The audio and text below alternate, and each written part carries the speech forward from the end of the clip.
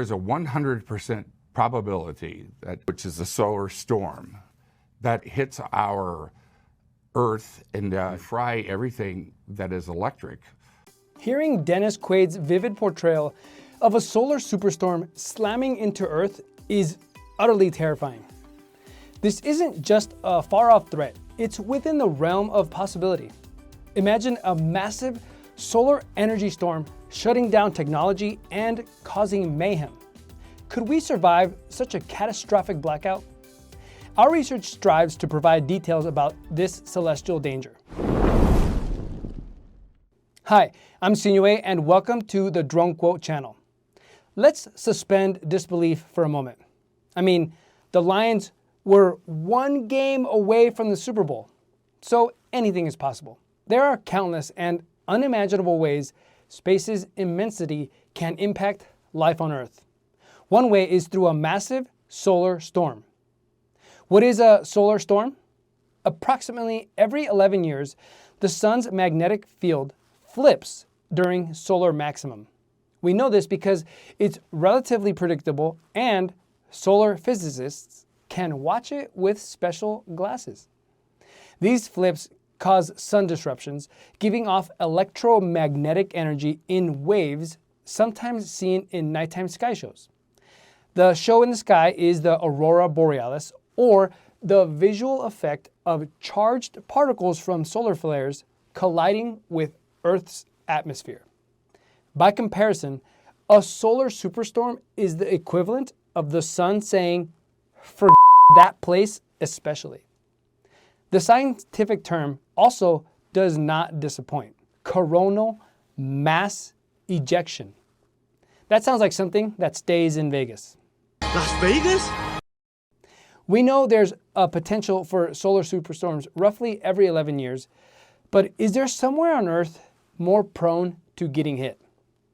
The aurora borealis is known as the northern lights because they're visible in the northern hemisphere. But electromagnetic energy from the sun can hit anywhere. On March 10th and 12th, 1989, coronal mass ejections caused significant power outages lasting over 9 hours in Quebec, Canada. In 1959, the Carrington event fried telegraphic lines, which would be like taking out the internet today. But a real epic solar superstorm could hit large parts of Earth. Here's why. A solar flare can be many times the size of Earth. Think about it. The sun is about 109 times bigger than Earth.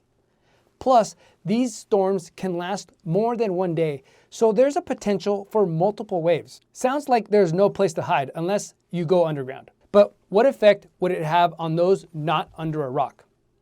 A solar superstorm probably won't affect you physically unless you've got a pacemaker. However, a Hollywood-level solar superstorm would KFC our electronics. How would you like a side of insurance deductible with your fried iPad? Except, of course, the insurance company would claim an act of God and probably not cover damages. And the internet? Don't count on it. Even SpaceLink would be in the line of fire with all its satellites in space. The last thing you may consider during a solar superstorm are your solar panels. Can you still count on them to work if there are widespread blackouts? Chances are that a solar superstorm of this magnitude will absolutely fry your solar panels. Even if your solar panels didn't get fried, the rest of the grid would more than likely be inoperable. So unless you have a battery that also miraculously survived, your solar panels are worthless. With the damage potential from intense solar energy, a prudent person may ask what they could do to protect themselves.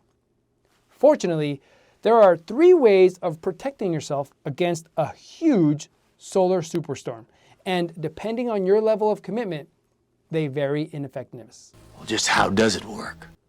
Number 3, you can adopt an Amish lifestyle as they've been prepared for this since day one. They're self-reliant, not typically plugged into the grid, and accustomed to using much less electricity.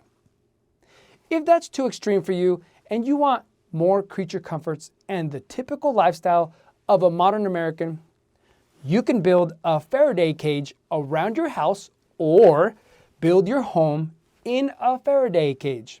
You've got options, baby! If you've got options. Now, preventive measure number 1 takes the cake for commitment level. Living abroad in North Korea will absolve you of all things electric. And during an electric superstorm, you'll simply wonder if foraged mushrooms have you seeing colors or the aurora borealis. The truth is, there's not a lot of preparation for something like this other than the usual 3-day water supply, some kind of rations, first aid kit, self-protection, and other family-specific items you'll need. Even so, there is a significant interest in people preparing their homes for electrical self-reliance, and we can help. If you like this content, it's brought to you by DroneQuote. We consult people on solar and energy storage, and even though a solar superstorm would fry your chances are slim to none that it won't happen. But nothing seems to stop rate increases and occasional outages. So call us if you want free, no obligation quotes from an honest bunch.